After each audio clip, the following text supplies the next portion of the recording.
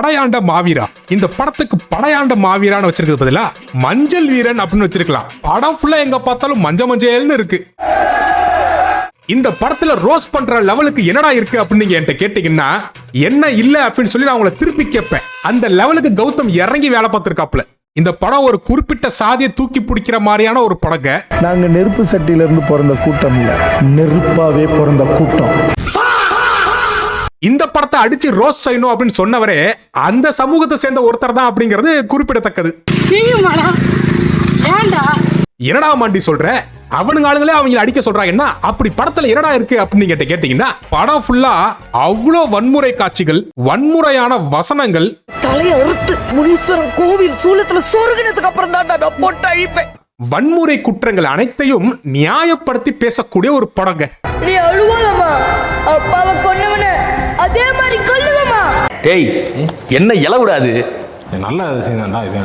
மக்களே, இந்த படத்துடைய ஹீரோ யாருன்னு நீங்க கேட்கறதுக்கு பதிலா இந்த படத்துடைய வில்லன் யார் அப்படின்னு நீங்க கேட்டீங்கன்னா அது வேற யாரும் இல்ல, இந்த படத்தை எழுதி இயக்குன கௌதம் தான். வேற யாரு? நான் தான். வாழ்ந்து மறைந்த சாதிய தலைவரோட பயோகிராஃபி எடுக்கிறேன் அப்படின்னு சொல்லி அவருக்கு ட்ரிபியூட்டா ஒரு படம் எடுத்த மாதிரி தெரியல. அவங்களுடைய தலைவருக்கு அவங்களே அகைன்ஸ்டா படம் எடுத்த மாதிரி இருக்கு. என்ன பழக்கம் அது? என்ன பழக்கம் இது?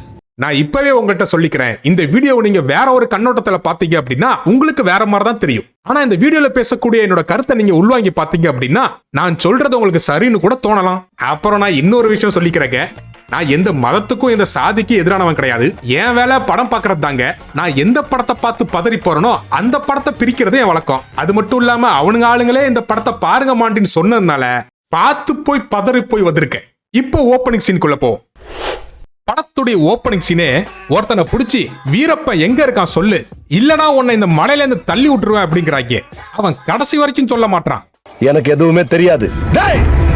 அப்புறம் என்னப்பா உண்மையை சொல்ல மாட்டான், மலையில இருந்து தள்ளி விட்டு அவனை மறுகையா பண்ணுங்க அப்படின்னு சொல்ல அவனுங்க தள்ளி விடுற லட்சணத்தை பாருங்க.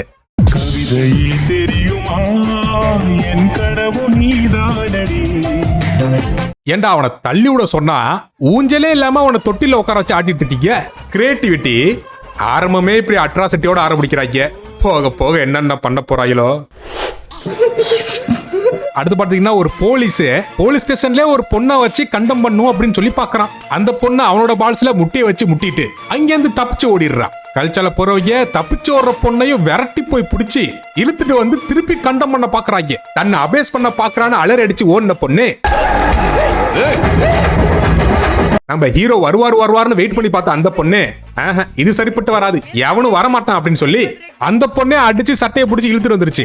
அப்புறம் தான் நம்ம ஹீரோ ஷூட்டிங் ஸ்பாட்டுக்கு வந்திருப்பாரு போல. என்ன நான் இல்லாத ஒரு ஓப்பனிங் சீனா? நெவர். ஹீரோ வந்து அவங்க அடிச்சு போலீஸ் ஸ்டேஷன் அந்த ஊர்ல இருந்ததுக்கான அடையாளமே இல்லாம பண்ணிடுவாங்க.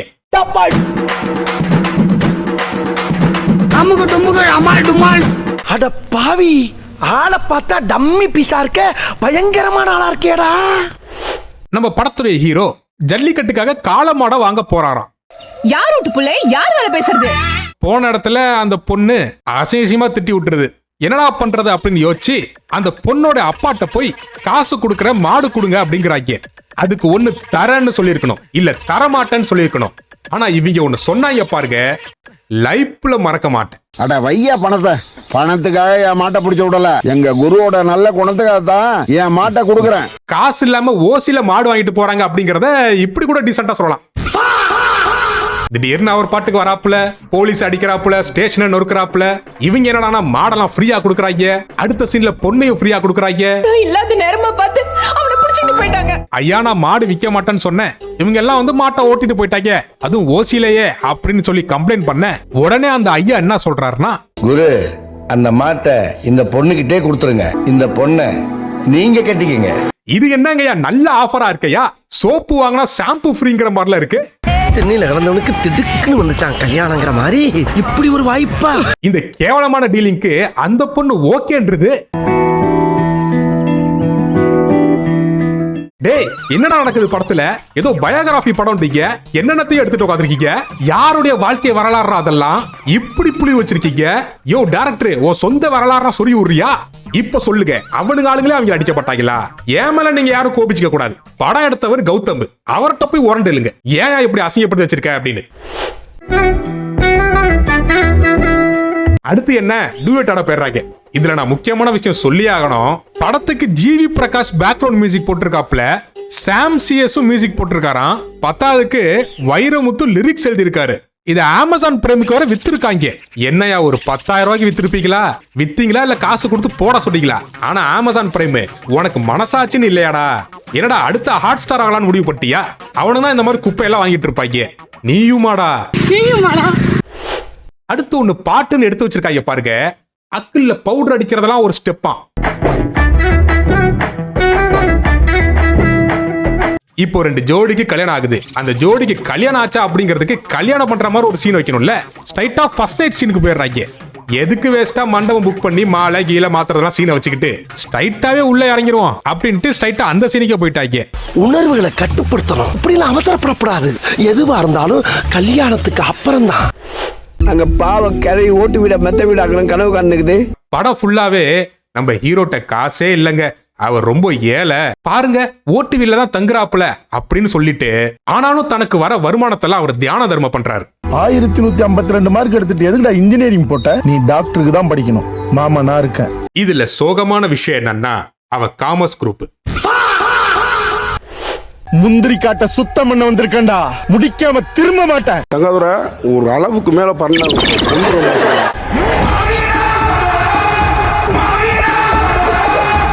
ஜிவி பிரகாஷ் உன் வேலையாயா? உன் பங்குக்கு நீயும் வச்சு செஞ்சிருக்க. அடுத்து பாத்துக்கிட்டீங்கன்னா ஒரு 3 பேர் சேர்ந்து ஒரு பொண்ணை கண்டம் பண்ணிடுறாங்க. அவங்கள நம்ம ஹீரோ கொல்ல போறாரு. ஸ்ட்ரைட்டா அவங்க வந்து போட்டு தள்ளிட்டா அவர் என்ன ஹீரோ? அதனால அக்யூஸ்டோட சேர்ந்து கொஞ்ச நேரம் கண்ணாமூச்சி விளாடுறாப்ல.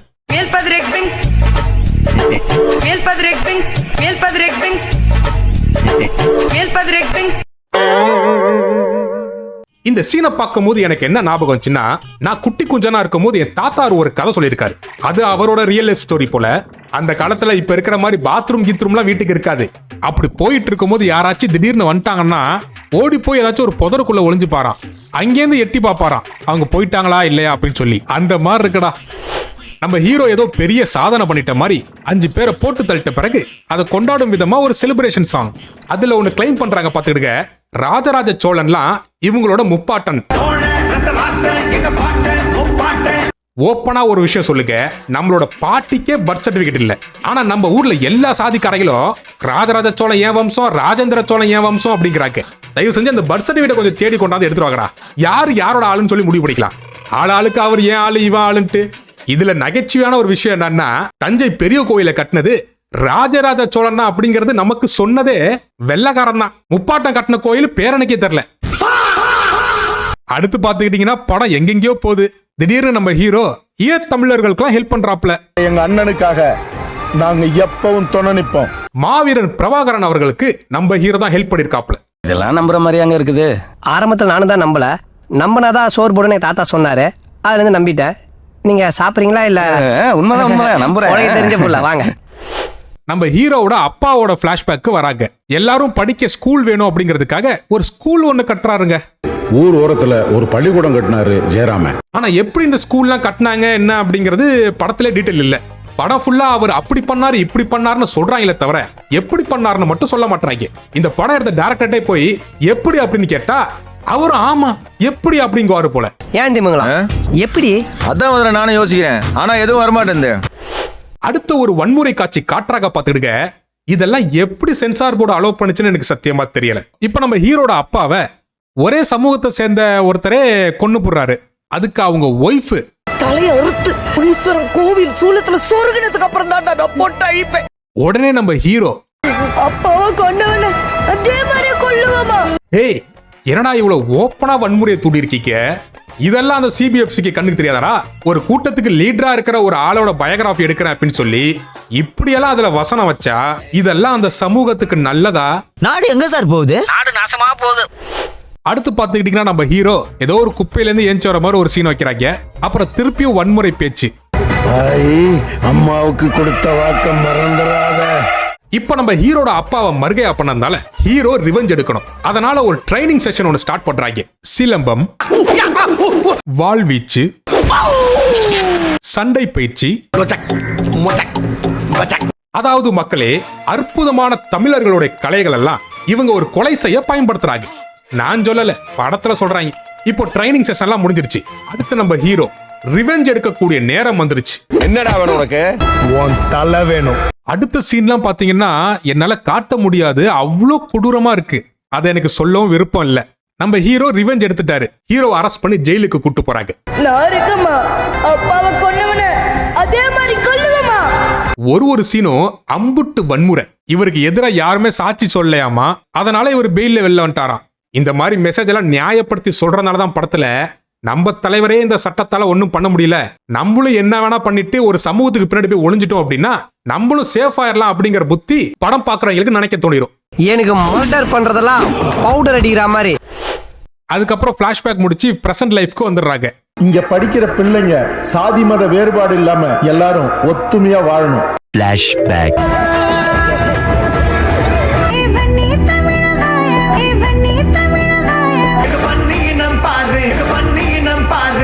நெருப்பாவே பிறந்த கூட்டம். என்ன தரையில பேசலாம், திரையில வருது. லைப்ரரியிலே கொஞ்சம் டிலே. அடுத்து பாத்துக்கிட்டீங்கன்னா நம்ம ஹீரோவை தேடி ஊருக்குள்ள போலீஸ் வருது. அங்க ஒரு மாஸ் சீனுன்னு ஒன்னு வச்சிருக்காங்க. குரு சார பார்க்க போகணும். அப்பாயின்மெண்ட் வச்சிருக்கியா? விட்டா பாஸ்போர்ட் விசாலாம் கேப்பீங்க போல. ஐயா கௌதம், என்ன சீனியா அதெல்லாம்? ரொம்ப ஓவர் கிரிஞ்சா இருக்கியா? இத கூட விட்டுருக்க பரவாயில்ல. ஹீரோக்கும் போலீஸ்க்கும் ஒரு கான்வோ சீன் ஒன்னு இருக்கும். அதுல ஒன்னு சொல்றாங்க பாத்துக்கிடுங்க. அவங்களோட போலீஸ் டிபார்ட்மெண்ட்டுக்குள்ளேயே இவங்களோட இன்டெலிஜென்ஸ் விங் ஒன்னு இருக்கான். நம்ம டிபார்ட்மெண்ட்ல அவங்களுக்கு ஒரு இன்டெலிஜென்ஸ் விங் இருக்கு சார்.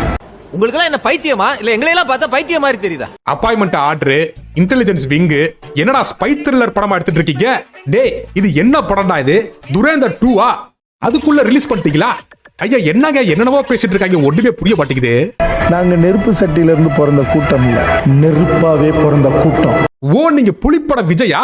நீங்க தான் அந்த வேதாளமா?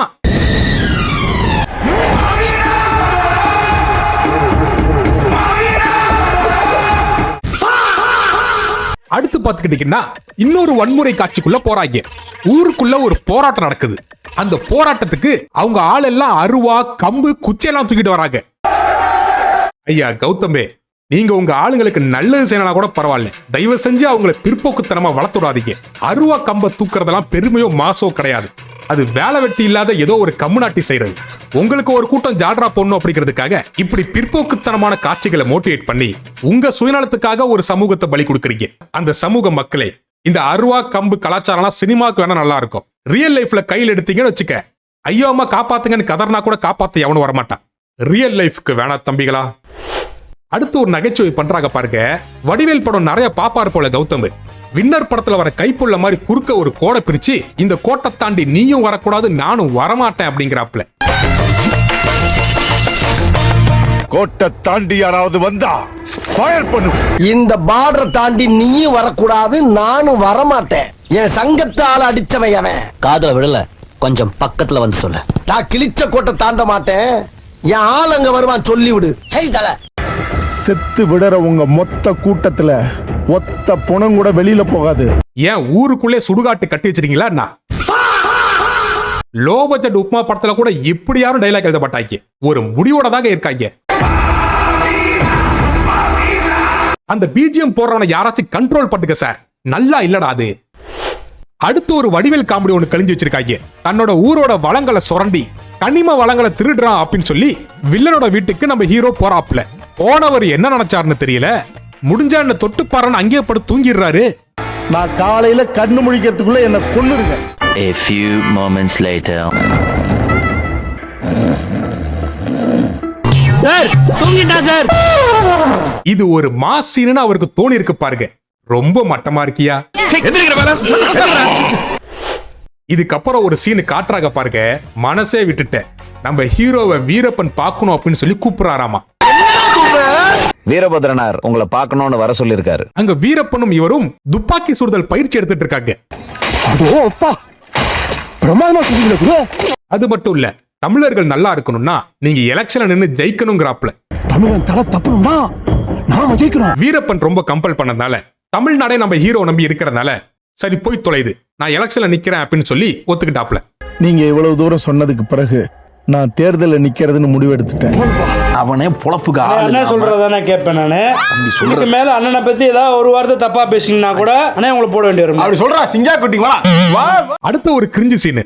ஊருக்குள்ள சாராய கடை வரக்கூடாது அப்படின்னு சொல்லி நம்ம ஹீரோ கலெக்டரை போய் பாக்குறாப்ல. சாராய கடை திறக்க போறதா அறிவிச்சிருக்கீங்க, மரியாதையா வாபஸ் வாங்கிக்கீங்க. டேய் என்னடா அவர் எம்எல்ஏடா? தெரியுமேடா. அவர் என்னடா பண்ணி வச்சிருக்கீங்க? சாராய கடை கண்டிப்பா நாங்க திறப்போம். ஓ, நீங்க சாராய கடையை திறப்பீங்களா? இப்ப பாரு, நான் உன் கடையை சாத்துறேன் அப்படின்ட்டு கலெக்டரை உள்ள வச்சு பூட்டி போடுவாப்ல. மாவட்டத்தை ஆட்சி பண்றவர் அப்படி உள்ள வச்சு போடுறீங்க. நாங்க இந்த மண்ணையே ஆட்சி பண்ணவங்க. யோ கௌதமே, இன்னொரு படம் நீ எடுத்தன்னு வச்சுக்க, மாண்டிசோ சப்ஸ்கிரைபர்ஸ் மேல சத்தியமா சொல்றேன், தமிழ்நாட்டு முழுக்க போராட்டம் பண்ணுவ பாத்துக்க. என்னடா என்னத்தையும் கழிச்சிட்டு இருக்கீங்க? படம் பாக்குறவங்க மனுஷனா வெறியாகுதுடா எனக்கு. ஒரு சீன் ஒஸ்ட் சீன் நினைச்சா இன்னொரு சீன் அதோட குப்பையா இருக்கு. ஜல்லிக்கட்டு மாடெல்லாம் வந்து அவருக்கு மண்டி போடுதுங்க. தம்பி என்னடா அண்ணன் கும்பிட்டு இருக்க பாத்துட்டு இருக்க, நீ கும்பிடுறா. கும்பிட்டா தானே அண்ணன் தம்பி ரெண்டு பேரும் கேட்பாரு. பாஸ் எப்படி நம்ம நாயோட பாஸ் எந்திரியா. ஐயா, நீங்க என்னத்தையாச்சும் எடுங்கயா, தயவு செஞ்சு அந்த பிஜிஎம் கட் பண்ணி தொலைங்கயா. யோ ஜிவி பிரகாஷ், சும்மானே இருக்க மாட்டியா கையை வச்சுக்கிட்டு?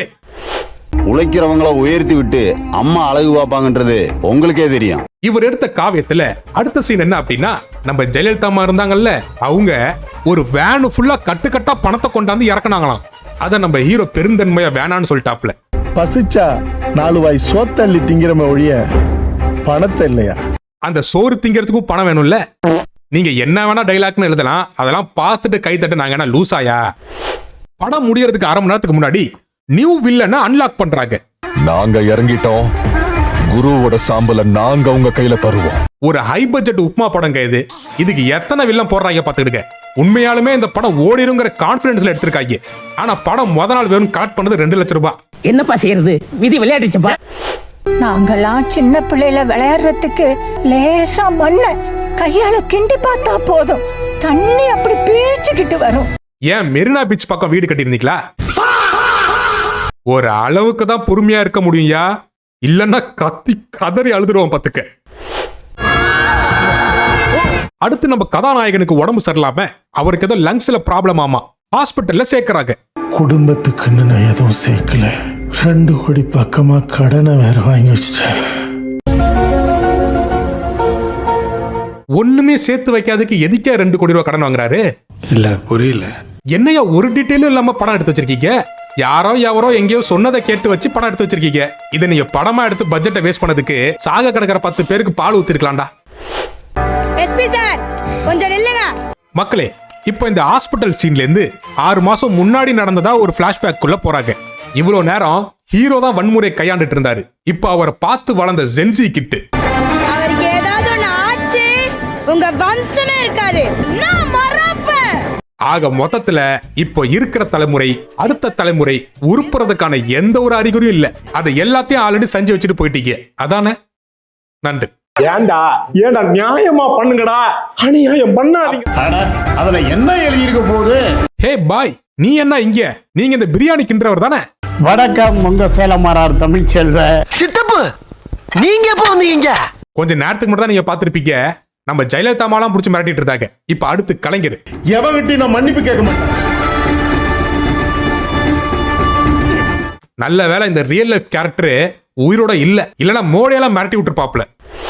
சரி, இந்த காமெடி சீன் முடிஞ்சிச்சா? அடுத்த ஒரு நகைச்சுவை சீனுக்கு போறாங்க. அதானியோட பொண்ணெல்லாம் மிரட்டிட்டு இருக்காப்ல. நீங்க மட்டும் இல்ல, உங்க அப்பன் தம்பானியே வந்தாலும் என்ன விலை கொடுத்து வாங்க முடியாது. ஜெயலலிதா அம்மா, கலைஞர் ஐயா, இப்போ அதானி. எனக்கு என்ன ஒரு வருத்தமா இருக்குன்னா, அமெரிக்கா அதிபர் டொனால்ட் ட்ரம்ப் பண்ற அட்ராசிட்டி எல்லாம் தட்டி கேட்க இவர் இல்ல பாருங்க. அதுதான் கொஞ்சம் மன வருத்தமா இருக்கு. நம்ம ஹீரோ எங்கேயாச்சும் பஞ்சு டைலாக் பேசி உரண்டு இருக்கிறாருனாலே அங்க ஒரு காம்ப்ளிமெண்ட்ரியா ஒரு வன்முறை டைலாக். நீங்க எல்லாரும் ஊரையே திருட வரங்குறீங்க, உயிரோட அடிச்சு புதைச்சிருவோம். நம்ம ஹீரோ கௌதம் ஸ்டூல் எல்லாம் போட மாட்டீங்களாயா? 3 பேரும் மலமாடு கணக்கா இருக்காங்க. படம் ஆரம்பிச்சுல இருந்து கடைசி வரைக்கும் கிங்ஸ்லியை தவிர எல்லாரும் எக்கி எக்கி பேசிட்டு இருக்காப்ல. பாவம்யா, கழுத்து வலிக்க போது, ஸ்டூல கீழே போடுங்கயா. என்ன பார்த்தா உங்களுக்கு என்ன கிண்டல் ஆகுதா? நம்ம அசுரன் பட தனுஷ் என்னதான் ஆனாலும் சிதம்பரம் படிப்பை விட்டுறாதையா அப்படின்னு சொல்லி டைலாக் பேசுவார் இல்லையா? ஆனா படிப்பை மட்டும் நம்ம கிட்ட இருந்து எடுத்துக்கிடவே முடியாது சிதம்பரம். நீ அவனோட எதிர்த்து ஜெயிக்கணும்னு நினைச்சீன்னா படி. அந்த படத்தோட சீனை அச்சி அசலா மாறாம அப்படியே டிட்டோ அடிச்சு வச்சிருக்காப்ல. படிப்பு முக்கியம். ஆட்சி அதிகாரத்துல உட்காரணும்.